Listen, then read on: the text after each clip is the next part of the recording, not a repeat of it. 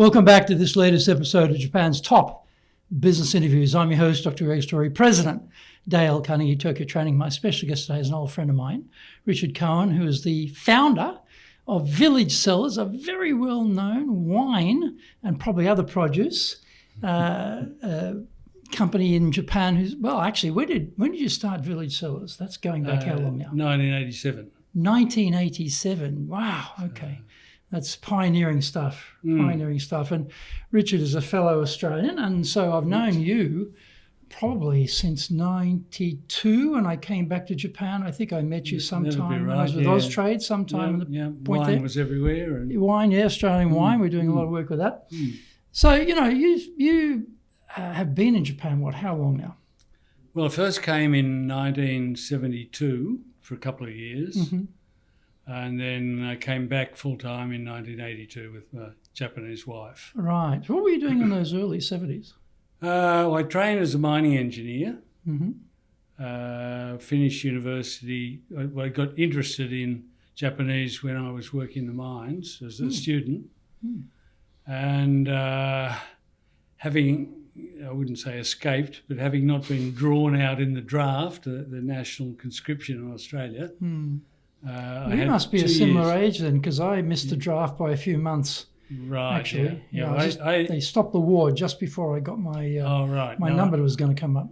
I was 2 years before they stopped the war, but my number didn't come out of the birth date didn't come out of the draw. Oh, wow, you're a lucky man. And it was a 2-year conscription, so I figured I'm going to use those 2 years and do something else rather than work. And that's why I came to Japan, because I developed an interest in the language. Why did you have an interest in Japan? I mean, where did that coincidence, come from? really. Where are you from in Australia? From Tamworth, New South Wales, right? Yeah. And so where did that Japan interest spring from? I was working in a mine in Western Australia. There wasn't much to do except do double shifts in the mine, and a very beautiful place, but as far as social life went, there wasn't much. Zero, actually, or maybe minus. Yeah, pretty much so. A pistol club. Yeah. So I went to the library, and I actually wanted to study Indonesian because there was a lot going on with Indonesia in those days with Australia. And the only language book they had was Japanese. So it was pure coincidence. They had actually a library out in the mine with a book in Japanese in it. It was one book, and it was a tokuhon. It wasn't to learn to speak Japanese. It was learn to read and write it if you spoke it. Wow. So I learned about 300 kanji on night shift when no one was looking. Good job. Turn the machine on and then sit and study. And when I got back to university in my final year, I used the language laboratory. Japanese studies were starting to become popular in Australian universities around that time. What year are we talking? That's 1970, 1971. I used to drop into the language laboratory twice a week or so. I didn't really learn much. You didn't actually enrol in a course or get credits? No. I was fully enrolled with my studies, but anyone could use the language laboratory. And it just took my fancy. And I studied hard, and I remember when I finally arranged my trip to Japan, which wasn't easy back in those days. It was not easy to get a visa to come here for any length of time. And I remember our plane had to stop to refuel in the Philippines. Mine too, I remember that. I remember stopping in Manila on the airport there. That's right. Go into the duty free, and these guys hanging around with machine guns and full military gear. It was like, oh, Jesus. Because you don't see that in Australia in those days. It's like, whoa. That blew me away a bit too. So I went into the bar for a drink, and there was a Japanese gentleman there, probably from a trading house. And we got talking, and I said, would you mind saying something to me in Japanese? And he said, no, of course not. And he said something. I didn't understand a word. You didn't say one word. I thought that state, right? So I was enrolled in a course in Japan, but I'd made no other arrangements than that. Landed here and found out how hard it was to get accommodation. So I spent nearly 2 months going back and forth between the two youth hostels that were here at the time. And they only allowed you to stay for 4 days in one place. Oh, you had to keep... Oh, yeah, geez. you had to keep going back and forth. Oh, God. And finally, one of the masters at one of the youth hostels introduced me to a student who was coming from Hokkaido, and he was looking for accommodation too. So I tagged on with him, and we ended up in a 6-mat room with no other facilities. Oh, really? Just not even bathroom? No, there was kitchen? a toilet. There was about 4 6-mat rooms on the second floor of the Oya-san's sharing. house. Yeah, all sharing. Wow, that's very Japanese, isn't it? Yeah, it was great. It was called, surprise, surprise, Fujimiso. and it was fun. And I stayed there. Where was that located? Where were you located? Gotokuji. Gotokuji? Yeah. Oh, okay. And it wasn't, it was about 20 minutes, 25 minutes from the school. Because I lived in Fujimidai. Oh, right. In Kunitachi. So, you actually could see Mount Fuji from my top of my apartment. We could see it from this house. Yeah. And I stayed there for about 6 months. And then I got a reasonably good job teaching English and earned a bit of a better salary and moved into my own place. But it was a good start. Yeah, and there wouldn't have been that many foreigners floating around in Tokyo in those days, I can imagine. I mean, when I got here, very, very few foreigners. No, very few. On the street, you just don't see them. That's right. The kids used to stop and point at you and do things like American. You're American, right? And did you have people come up to you and ask you to speak in English with them? I had a lot of people do that. Yeah, I had that too. People would come up, may I practice my English with you? On the train. And I'd be happy to, happy to speak with them. But I was like, oh, okay. One time I wasn't so happy, so I spoke back to him in French, and he spoke better French than English. Oh, really? And I don't speak very good French. Being a smarty pants, were you? Hey? Hit him with a bit of French and hit you right up with a bit of French than you've got. That'll teach you. Rein that baby in. And so you went back home, and then what did you do in the interim between the coming back? I studied for 2 years, and I met my wife then, but we didn't marry. And I went back to work for the mining company who put me through university. Oh, very nice, yeah. In Bougainville in Papua New Guinea. I worked there. Which is a very remote place from any perspective, so that must have been tough. Yeah, but there was a lot to do. Was there? A lot to do. And when I'd been there 6 years or so, my wife came for a holiday. Well, my girlfriend at the time came for a holiday, and she was going to do a course in a master's degree in England, and she came via Papua New Guinea. On the way to England? And we ended up getting engaged, and she went off to England, and we got married in Bougainville about a year and a half later. Wow, you got married in Bougainville? We got married in Bougainville, wow. Yeah. And then we stayed there another 2 years nearly. And Yoshiko loved the place, so when her father had a company in Japan, and he developed terminal cancer. Ooh. And he'd ask her if I'd come back and work with him because he was a metallurgist, and my training is sort of in that direction. Yeah, similar. And I jumped at the chance. She wasn't so happy, but she was liking life in Bougainville. She had a job with a local government doing research, and really suited her. Anyway, so we came back, and because Bougainville too is one of the battle sites too during World War II, as I remember. I think. Yes, with Australian forces, American forces, etc., against the Japanese on Bougainville. It was occupied by Japan for nearly 18 months, and a lot of people our age or a bit older spoke Japanese. Oh, really? So they taught. The schools had been run in Japanese for 18 months. Wow. Okay. Wow. It was quite interesting, and people had no complaints about the Japanese there. There wasn't a lot of firefighting there. Most there were a lot of Japanese casualties, but most of them died from disease or starvation. They were basically surrounded and left to their own devices. So, so picking up the story, so you come back to Japan, take over the father-in-law's metallurgical company. Is that how it worked? Well, I went in as an engineer with the object of becoming Muko-san and taking over the company. After he died, his only son, who had up till then had said he didn't want to join the company, decided changed he wanted his mind. to join. Was he the elder son? He was the only son. Only son. Youngest child. Youngest, but the only boy. The only boy. Okay.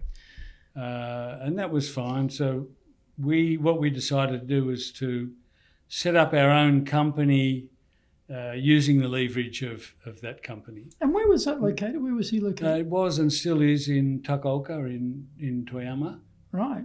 But it's a company that covers steel mills all over Japan. Makes products for steel mills. Company still running? Oh yes, very successfully. Very good. Very good. I'm still a shareholder. And I was a director for quite a while until I couldn't continue. But it was a great opportunity to learn about Japan because when I came in and my father died, I was the only metallurgist in the company, and there was a lot going on.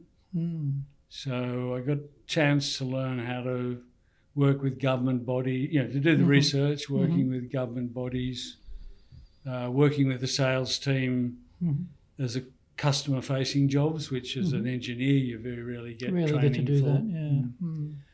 And I guess your Japanese must have really taken a the bit of a leap there too, in sales, right? Yeah. It's a different calibre of Japanese required. Yeah, I think so. Be persuasive, right? Yeah. And technical language is always very easy. You read a few books and there's only one way to say things. And so I became very confident in the technical side. And then when I realised how little any of our sales team knew about it, I became quite confident at the conference table too. So, okay. And I was only in my 20s. So it... the boy from Bougainville turns up and... Yeah, well, early 30s, tells me what's going on. Early 30s, very confident and given a lot of opportunity with very little pressure. So that was good. It was a great start. And when did you decide to kick off Village Cellars? Well, in Toyama, by the way. In Toyama, yeah. Well, as I said, when my brother came into the company, we decided to set up our own company, and we became an export company using Japanese technology. I knew there were a lot of places it could be used in Australia and in New Guinea in the mines. Technology that had never been applied before. Well-heeled customers who were. So you became more an export agent for the brother-in-law's company? No, I didn't. I became my own design engineer. Oh, okay. Using the technology available in Japan. Right. That had never so been you're contracting with Japanese suppliers That's correct, send overseas. Okay. Yeah, I'd simply go to a customer, say, tell me what your worst problem is, the one you can't solve. Have a look, maybe spend a day or two getting things drawn up and whatever. And I'd come back to Japan and start looking around, talking to people, what ideas can we use for this, and then come up with a design. It might take 6 months, but some of these products cost $500,000, $1 million to make. They're serious. But people were willing to try them, and they usually worked. So, wow. Okay. So why aren't you still doing that? How did you bridge from that into wine? A little thing called, trade friction. You remember the trade friction? Yes, I do, yeah. Which was what we're having very much now with America, with everybody. People talking about trade imbalances and you're the bad one and I'm the good one. Yeah. So Japan was being bashed all around the world, and that happened in Australia.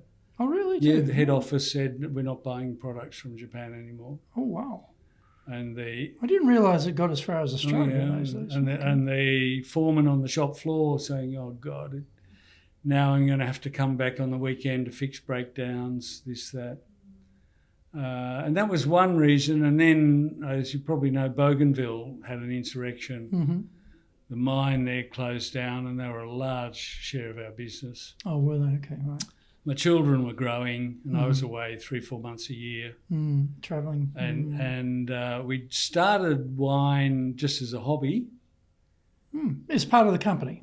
Not originally as part of the company. We built our own house in Toyama, and we had room to store wine, and we couldn't buy anything decent where we were, so I got my cousin in Australia to send me up 20 cases. So is Richard Cohen a bit of a wine expert in his youth here? He has a knowledge, he's got an interest? Just wanted a good bottle of wine. Just wanted a good bottle of wine, okay. Right, good man. And then our friends would come around to have a look at the house because it was a bit different to what was being built there. and we'd offer them a glass of wine. You could still drink and drive back in those days. and they'd say, wow, that's the first time I've ever wanted to drink a glass of wine. You know, we go to our friends' weddings, so we have a glass of wine, but no one drinks it. What year are we talking about now? That's 1986, was that? 1986, okay.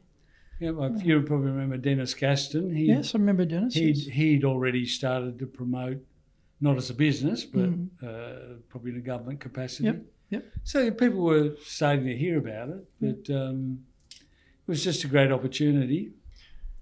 So, and then everything started to go wrong, insurrection, this, that, and we decided, let's become an importer, not an exporter. With a small family business, something that there's no risk, no big, you know, when you make a $500,000 piece of equipment. There's a lot of risk. Yeah. A lot of risk. You've got to get the thing to the mine as well. You've got to get paid for it. You get paid for it. And then you've got to wait 5 years to see if it breaks, and you've got to guarantee it, you know. So it was really, we were too small to be doing that sort of thing, but there was a demand for it. Probably in this modern day you do it a different way, but we were only worried about our own family life, so we decided to go with what we had. But it did mean we didn't really draw a salary from that business for 3 or 4 years after that. Is that right? We had to employ you're living on thin air or something. How did you manage that? Well, we'd actually done pretty well in the engineering in the previous business. So you work off savings basically. Yeah. And I've actually been to your massive big warehouse. I call it a warehouse. Remember I visited you there in Toyama, and I'll just for the viewers, you can imagine, you're driving through the countryside and there's sort of rice fields everywhere, and then on this hill is this massive big structure popping out of nowhere. It's like, Jesus, what's that? And that was all full of wine. You know, you had all your stock there. I remember it was like, wow. You know, sort of come out of, not the forest because it's all paddy fields, but you sort of come out of the paddy fields, and there it is on the hill. I still remember that. So well done. And so, you know, you started out of the house, and at some point, I guess you built this structure. Right. What was the sort of timing between starting out of the house and building the house? It was quite a long time. We didn't build that till 1999, at the end of 1999. So there's nearly 10 years in between there. So you're stocking stuff in the house? No. We had come to terms with a friend we played tennis with, whose family had an old sake brewery they weren't using. Oh. And the old lady of the house, who was nearly 100 at the time, had very cleverly 30-odd years ago changed the sake brewing license to a license that allowed you to do anything with alcohol. Did she now? You could import, retail, wholesale, do anything. Very rare license. And they allowed us to use the facilities and the license without any charge. Wow. For 10 years or so. So you had to lose at tennis for quite a long time to keep that relationship going, right? Exactly. Don't surf too hard, eh? Very good. And so how did you go? Eventually you must have gotten your own license, presumably. Well, what happened was, you may know the company Cellars in Australia. Yes. They were a very large mail order company before the internet. They wanted to enter the Japanese market. And they contacted us. So we ended up doing a deal where we put our retail business into a joint venture with them. Oh, okay. And they financed the development of the business, but their only provision was that we had a modern warehouse, not a sake brewery. Hence we had to build. Hence this massive big thing on this edifice on the hill. It is very interesting. But it was a big turning point, because when we talked to the banks and said we're going into a joint venture with a listed company in Australia, because they were by then part of South Corp or VB, which is a huge enterprise in Australia. Company, once we told them that, then they got on board. They got the local government on board, and financing it and getting it built went very, very smoothly. All in time to start the business with Cellars in the January in 2000. Just remind me, when was that problem with Australian wine, with the confusion with Austria and Australia on the NHK news program saying that Australia in fact it was Austria, was putting different ingredients in the wine which they shouldn't be doing, and that just decimated wine sales from Australia for some considerable period. What year was that? I remember it very well. It was about 6 months before we started business. Just before we started, I know. We had people saying to us, "Are you mad? Are you mad?" Yeah, I mean, it just wiped Australia off the map. Overnight, yeah. Overnight, yeah. Australian wine was banned for about 12 hours or something like that, sales of Australian wine. Yeah. I remember it was 3 times they used the word Australia instead of Austria on that news report. Devastating, You started just before. Geez, after that. That's gutsy. That's a gutsy move, you know. Anyway, so you start to accumulate staff at some point, I guess. And so now, as I just painted this picture, we're not in Toyama City. You know, we're not in Tokyo. We're out in the countryside. We're in, middle of nowhere, basically, countryside, rural. Big warehouse in the middle of nowhere, but you've got to get people to come and work for you. Right. So how did you find people to work there? Because I guess most of them are locals, but they're probably farmers or they're working in town or something. Why would they give up whatever they're doing to come and work with this crazy foreigner from Australia who's got this massive edifice on the hill in the middle of nowhere? What's going on here? Why would I join this guy? Well, there were a couple of things. One, of course, in the country, it's very easy to use enko kanke, relatives and close friends. So all our initial staff were all either relatives or close friends. Good. And now, does that create a problem though? Because you got to lead the business. You got to hold people accountable. It's one thing, I'm not related to anybody here. I hope they're all my friend, but they're a friend in the sense of I'm still the boss. So we don't get too friendly because that becomes a bit tricky to be the leader. But here you are, if cousin or some distant relative is not quite performing up to snuff, you've got to talk to them. I guess we were lucky. You're lucky? Everyone was fantastic? Everyone was good. Yeah, I mean, there were sometimes you have to ask people to stop talking so much and do a bit of work. But my wife is very good at that. Is she? Yeah. She sort them out? Okay. And the other interesting thing was that there were a lot of people who wanted to work. We had a lot of English-speaking customers. Including me. Exactly, yeah. At the time, we started our business the same month that Toyama started their home delivery service, courier service. And so as soon as we looked for some way to get wine from Toyama to Tokyo...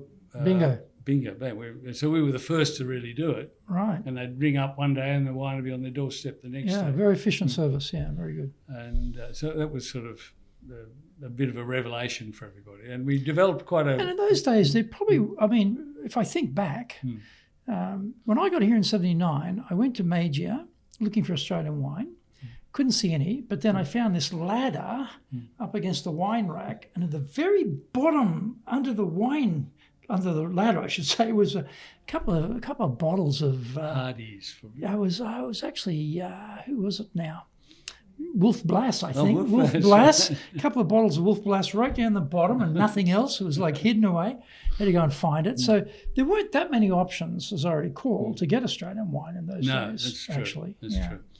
So you were providing a very valuable service for the Australian community, particularly, or people who liked Australian wine at that time. Actually, it was good. And that is in answer your question about getting people. Because we had so many English-speaking customers and a lot of stuff was done on the telephone, we needed English-speaking staff. And there weren't a lot of people in Tokyo, in Toyama, advertising for English-speaking staff. So people were happy to travel the distance to get out to the rice paddies to get to us. Oh, really? Because they could use their English. And so who knew that Toyama was actually a hotbed of fervent English speakers who couldn't find a release, right? Exactly. Yeah, excellent. Well, years later it became a big call centre area, But, did it? Okay. But no, a lot of people had gone overseas for studies, come back for family reasons. Yeah, and they want to use their English. Yeah. And they want to work in an international environment too. Exactly. We provided something more of an international environment than a local company would, I think. I'm sure we did. No doubt about it. You're Australian. You're not going to run it like a Japanese person. Exactly. I mean, Yoshiko's Japanese, but she's quite international, I suppose, having studied in England fall in love with Bougainville, Matt and Aussie. I mean, she's definitely crossed a line there somewhere. Right? Good on her. And so in terms of getting people hired, that's one thing. And then, getting people engaged to follow you. I mean, it's family and friends, I know that, but still you're the boss. What did you find worked well to get people behind you and what you were doing? Because if you think about it, you're in the middle of nowhere. You've got this big shed, basically, full of wine, and it's, you can't really see the customers because you're Kuronikering them to Tokyo or whatever. It's a bit sort of removed from the city. But to actually follow the vision or follow the ideas, or it's sort of risky in a way. Is this going to last? Is this going to work? I mean, how did you convince them to follow your ideas? I'm not really sure. A lot of enthusiasm. That was really important. We made a rule almost from day one that any order that came in that day had to be shipped out that day. Really? Wow, that's a fast turnaround. Yeah. So I ring up on Wednesday, I've got on Thursday morning. Exactly. That's something. Yeah. That's something. I mean, we did change it later on when we had a lot more staff. We changed it to orders before 2:00 or something like that. But even if we got an order at 5:00, we could still get it. Normally they came and picked up from us, but we could get it to a terminal and have it shipped on the truck. You'd actually drive to the terminal if you had to. Yeah. And so from a customer point of view, that's sensational. Because in those days, it wasn't like it is now, even in Tokyo, that you can order something and it's going to be bang there the next day necessarily. That was very unusual, right? And coming all the way from Toyama, because they're trucking it, right? They're trucking it across overnight, right? Gee, that's something. So good on you. Neko is doing a great job. But I think at the time it just seemed to me that if we get people moving, let's make that rule. And then it became enjoyable to get it all done. Yeah. Was that a type of self-policing efficiency, time management tool that maybe you didn't think through it to its extent, but it actually became that, I guess? I think so. Put that limit on people. You've got to, this order's arrived. Yeah. It's got to go today. Yeah, exactly. Yeah. And it encouraged people to do things. If there was something, they didn't have quite the right information, they'd ring up very quickly to try and get the information, to try and get it out that night. That seemed to help a lot. Yeah. At what point did you decide to go beyond just the narrow confines of Australian wine? Because today you've got a big spectrum on wine production from around the world, which you supply, but you didn't think to go sort of global at the beginning, or that wasn't available, or at what point did you say, okay, we're going to go global now? Well, we're not really global, but what happened was the first time we started to import from another country other than Australia and New Zealand was when Peter Lehmann, who was a very big winery, and they were our biggest supplier, was purchased by a white knight by the name of Hess, which is a big winery in California. And Hess decided they only wanted one importer in any one city or country. Right. And so we either had the choice of taking on Hess or losing Peter Lehmann to whoever was going to handle Hess. Oh. So that's a bit of a tricky we were forced equation. Into it. So it means whatever the Hess lineup is, you've got to take that as well. So you're talking Californian wines, presumably, right? Yeah. Napa Valley wines. Napa? Well, Napa's good, though. I mean, it's not like you're getting a bunch of rubbish, from somewhere. Napa Valley's pretty good. But it was outside our field of expertise. So you had to drink a fair bit of Napa wine to sort of harmonise with what's going on there. Every country you trade with has its own culture, and we weren't confident in dealing with American culture. Why is that? Oh, it's very different from what we're used to. In what way? Australians are a bit like Japanese. They'll be very sympathetic. Everything's not black or white. Flexible. Flexible. America is, I guess, because of the huge population and the competition, has to be very dry, very cut and dry. Okay, it's been a good relationship, but we need to move on because we've got to do this and that. Bye-bye. Really? Well, that's never happened to us in Australia. But that happened with the Hess. Did it? Okay. Wow. But by that stage, Peter Layman had been bought by Cellars in Australia. Oh, okay. Anyway, so back in the fold. Yeah. Well, yeah, but Cellars is the big one with the kangaroo on it. If you want to be successful as a leader, do the Leadership Training for Managers course. All companies need people who can both manage and lead. Leading people screams out for real skills in communication, dealing with all different types of people, being excellent at innovation, planning, delegation, handling mistakes, doing performance reviews really well, and inspiring and motivating the team. Do the Leadership Training for Managers course now in either Japanese or English. Leading is easy. Getting people to follow is the hard part. That is a great quote from Yogi Berra. Surprisingly, despite the complexities of leading here in Japan, everyone has to work it out by themselves. Foreign leaders want practical, applicable, expert advice. This is now available for the first time in history. Grab your copy of Japan Leadership Mastery on Amazon today and avoid the mystery, trial and error, especially the errors. Whoops. Whoops. Better not talk about that. For people who don't know, we're talking about a very, 800 yen, 900 yen a bottle price point with a very gaudy label to appeal to foreigners, basically.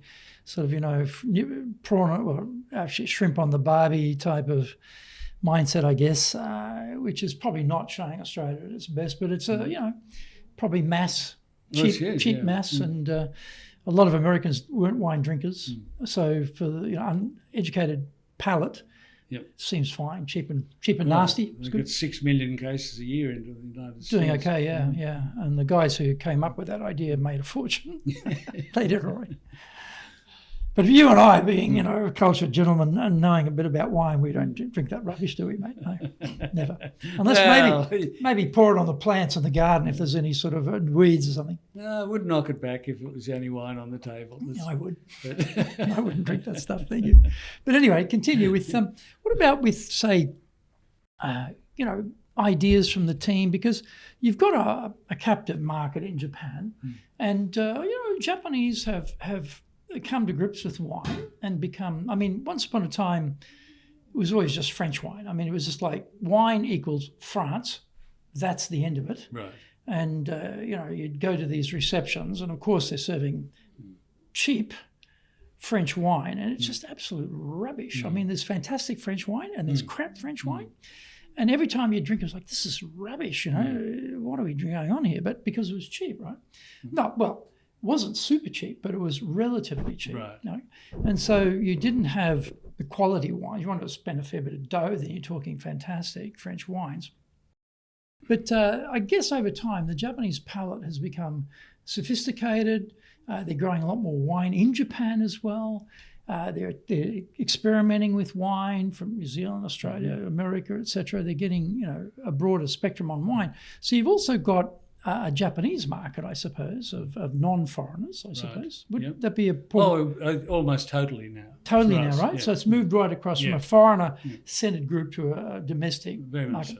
So have your team come to you with ideas on how to serve that market better, or are you driving the ideas from a top down? How does that work?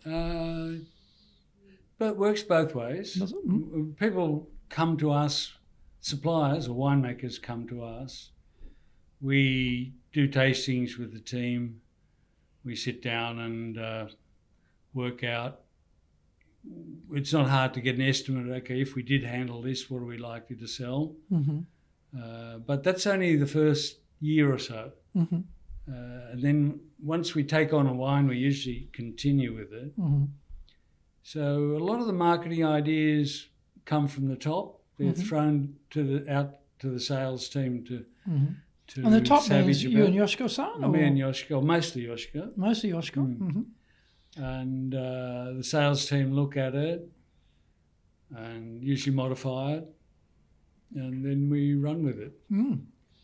It's a bit of a cyclic thing. It's a seasonal business, so you tend to do fairly similar things every year. More whites in the summers and reds in the winters. That sort of thing, or different countries at different times of the year. Because, different, Australia's winters or summer here, it's sort of thing, Try and refine it a little bit that way. But the wine business, our business is all about handling lots and lots of customers. You might deal with them for a year, then you might not deal with them for another couple of years because they've wanted to go in a different direction, use another importer's wine, and they want to come back to you. It's not a matter of you suddenly don't like your products. It's a matter of they have a captive audience and they want to give their captive audience variety.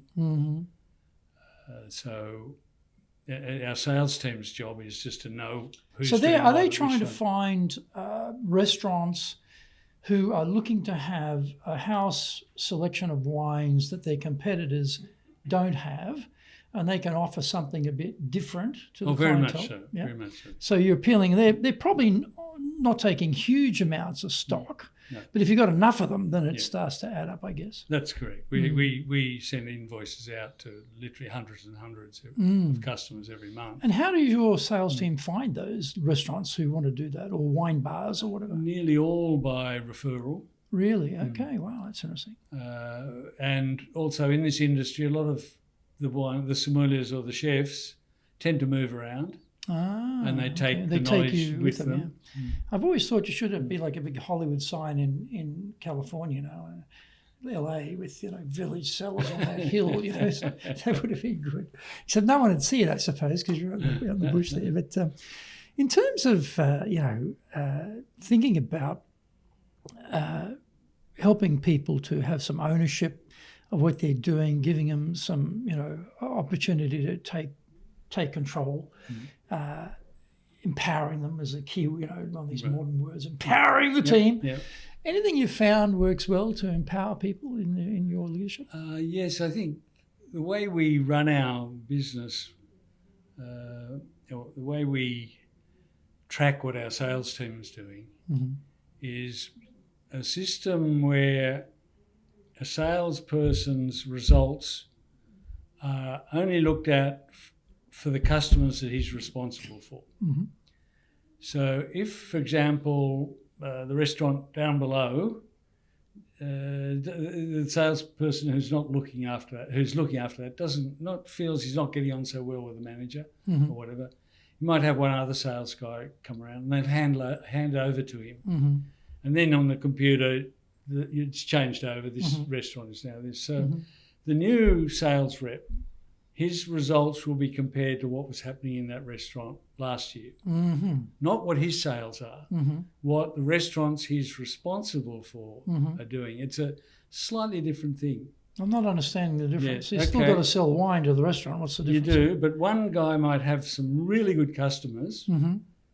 So you're taking relative within the frame of one the guy might be buyer. doing $1 million yen a month and one might be doing 3, but they're both performing as well. Right, okay. So the volume of that restaurant's doing relative, the restaurant size might be different, the clientele might be different. So it's easier to sell more wine here because there's a bigger thirst for it than over here. But relatively, how you're doing against the capacity of the buyer. Is that what I'm thinking? And how it was handled before. Oh, okay, and comparative. Okay, great. So how are you tracking that? You're doing this on a big, massive spreadsheet or something? The guys get a download once a month and they look at it themselves.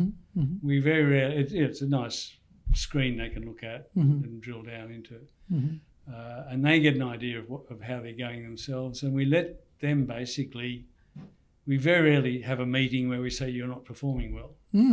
We have people sort of talking to us and say, I'm not performing well, what should I be doing? Or, they see the numbers. Yeah. You can't fudge the numbers, right? Sales were like that, now they're like this. Well, what are you doing about it? But it's not usually a problem. And you can have, we've got some senior salespeople now who are saying, look, I've been looking after this area for central Osaka for 15 years. I'd really like to go out and start doing work in the regional areas. Also a bit bored with the same market all the time. It would have changed. I think so. It changed. That's natural. So he'll end up giving $1 million yen account to a new salesperson and going and trying to develop some 10,000 yen accounts. Oh. And there's no skin off his nose. And if the new guy, suddenly the sales start going backwards, we might say, well, can you come back and find out what's going on here? Yeah, but and we basically leave it up to the sales team to talk about themselves. We have so it's a fair bit of empowerment. You've sort of they can see the numbers. It's clear. There's no arguing about the numbers of the numbers, and it's relative to the capacity of the buyer and relative to the previous track record. So you can't fudge that either. Yep. Okay, so it works well. And so in terms of, now I know you started with family and friends, but I'm guessing, you've been going a long time. You say 88, was it you started? Yeah. Right, so some of them must have retired by now. So you run out of family and friends after a while, right? So you've got to start employing some people who aren't family and friends and bring them in. So how do you integrate people who are not family and friends into the business over time? That you actually got some actual local Toyama-ites who want to work in this business? And most of our for the staff in the cellar, no, we advertise now for staff, but staff very rarely leave.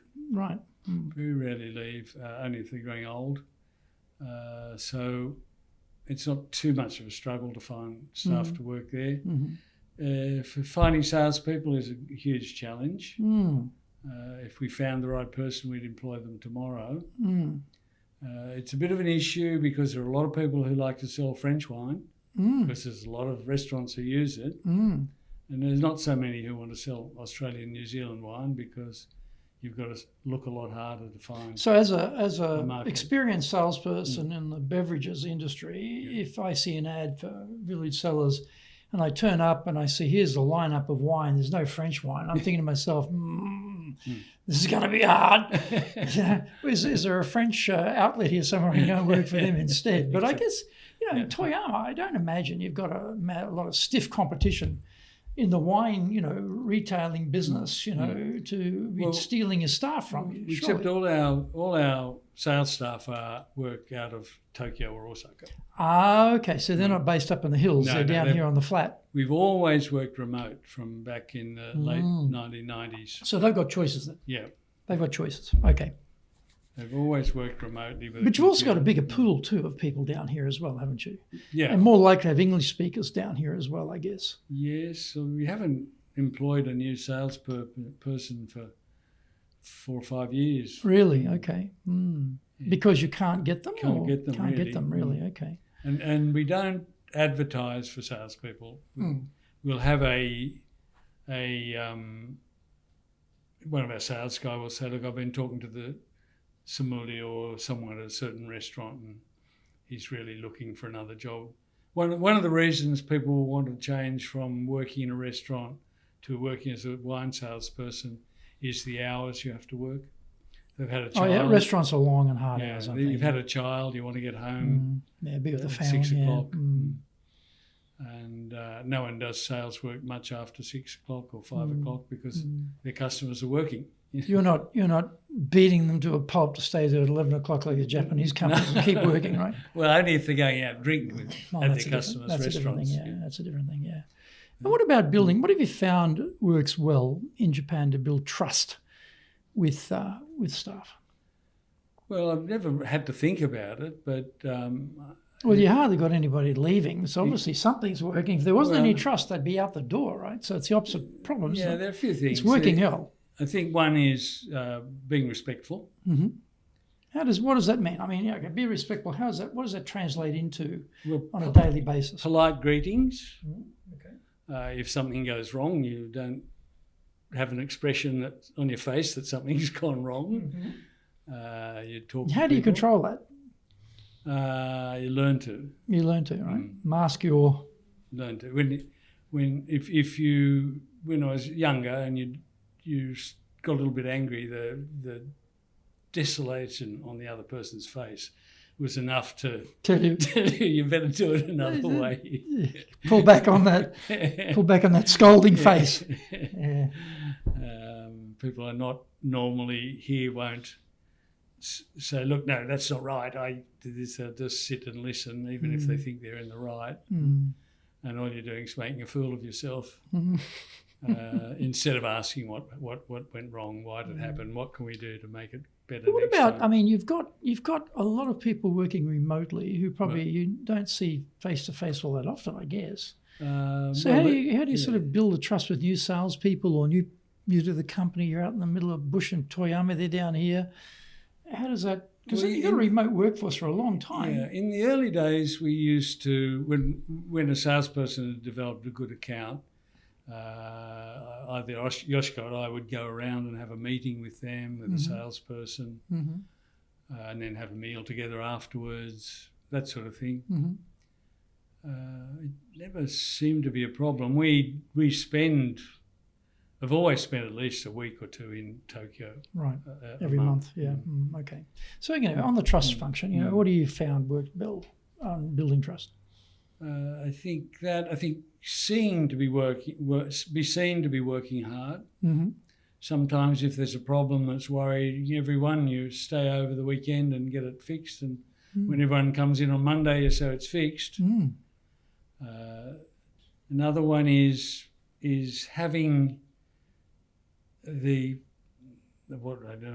feeling in the company that if someone has got a problem, there's someone they can talk to about it, and we'll eventually get back to top management who will say, well, how are we going to fix this problem? And then put it right back down the line and get the problem fixed. It doesn't matter if it takes a bit of time as long as it's done properly. How many people altogether in the whole team now? 27. 27. How many of those would be remote? It's eight remote. Quite a big proportion of the whole number. And if you were thinking, say, someone rang you up and say, hey, Richard, you've been running the organisation for a long time in Japan. I'm coming to Japan. My company's sending me out to Japan, but I don't know anything about Japan. I've got to be the leader of this company in Japan. What would be some advice you'd give them on how to be successful as a leader in Japan? Well, first of all, I'd say language. Learn the greetings. That's all you have to learn. It might take you 3, 4, 5 months, but learn the greetings and the culture behind the greetings. You only have to say that 1 or 2 words in the right place, and everything else can be English, and that's fine. That's the first thing. The second is, I think, what we've just been talking about. If you feel you should say something about something, just shut up for a little while and try and work out what's going on, ask a few other people, and then when you finally worked out what is going on, then start sitting down with people and saying something and helping. In other words, patience. One of the big mistakes, it wasn't a mistake, but one of the things I did wrong when I was first in my father-in-law's company was when it was obviously something that had to be done, and people are sitting around talking about it, but they're not doing it, is trying to push them too fast into doing it, either by breaking into a conversation or say, look, we've already talked about that. Now what I want to... That doesn't work. You've got to let everyone say what they want. Everyone else is sitting around half bored too, but they just out of respect are letting that person say exactly what everyone else has said for the last 2 weeks. When they're finished, they're happy they've had their say, and you go on. So it takes longer, but you need that patience. And the last thing I would say, if you want 3 things, is enjoy Japanese food. Enjoy Japanese food. The more you enjoy it, the more you have to talk about with other people. It's usually an endless topic of conversation for Japanese people, and it's a lot of fun. But food here is really good too. Yeah. But I do notice a lot of people never really get into it because it's, some of the food, the more exotic food can be a little bit challenging from texture point of view or even a flavour. Just on that point, I mean, you've got, you go to teppanyaki and there's a big array of red wines to go with it, which is sort of new. And then you're at the sushi and people are quaffing white wines. It's like, wow, that's quite remarkable because it would have been, something else before. And now the sort of wine is getting in there. But what's your, we've got the expert here, what are the sort of most popular whites, most popular reds that people are liking in Japan? Oh, I think what they're liking is, first off, Napa Cabernet. Napa Cabernet, okay, right. Can be quite heavy. Mm. New Zealand Sauvignon Blanc's going fairly That's always well, good, yeah. Sauvignon Blanc, yeah. From Japanese wine, there's a lot more Chardonnay coming out, which is quite good. But honestly, we drink all sorts of different wines with all sorts of food. Mm-hmm. We've got a lot of top-level restaurants, Japanese restaurants, who are serving even Australian wine. I shouldn't say even, but it's a stronger flavour than some of the lighter French wines, for example. Very successfully. And Australia does a lot of blending too, as opposed to, well, I shouldn't say opposed to the French, but the French are this is this particular region, they do one variety, it's famous for that variety. Not so much in Australia, where they tend to be blending as well, and coming up with different combinations are quite interesting. I think at the moment there's a huge focus on single vineyards, the more expensive range. If you say a wine is from such and such a vineyard, and you put the word single vineyard in the advertisement, it will be very successful at the moment. Is that right? Okay. I'm not quite sure why that is. I mean, winemakers have their own flavour, their own taste. They make their wines to the best of that ability. I really find it difficult that a customer should be judging whether they make it a single vineyard or a blend, but and really when you sit down and taste the wines, you can't tell. But from an advertising point, that's happening. Works well. But what is happening is a much wider uptake of, and again, that's led, I think, to more Japanese sake being drunk in. A lot of people will say, I think I'll have wine tonight, or no, I think I'll have sake tonight. We're doing that a lot more when we go out. It's becoming a lot more fun in the beverage business here. If you had to think about your definition of leadership, what would that be? Definition of leadership. For me, it starts with, perhaps, I hate to use the word, but humility. Again, the word respect, the ability to listen to people,